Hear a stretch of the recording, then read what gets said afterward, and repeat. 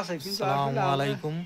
আমরা অনেকেই জানি না যেরকমের যে সকল ফসল মাটির নিচে হয়, বিশেষ করে আদা, আলু, হলুদ আরও অনেক যে সকল ফসল মাটির নিচে ফলন হয়, এগুলো বিশেষ করে গাছ যতদিনে মারা না যাবে, শুকিয়ে না যাবে, ততদিনে এই ফসল উঠানো যাবে না।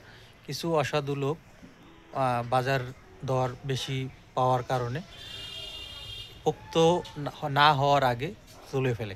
আমরা সবসময় সচেতন থাকব। পোক্ত এবং পাকা এবং ভালো মানের ফসল পেতে হলে অবশ্যই ফলনের পূর্ণ মেয়াদ পরিপূর্ণ না হওয়ার আগে উত্তোলন করব না এবং নিয়ম অনুসারে ফসল চাষাবাদ করব এবং এটি সংগ্রহ করব।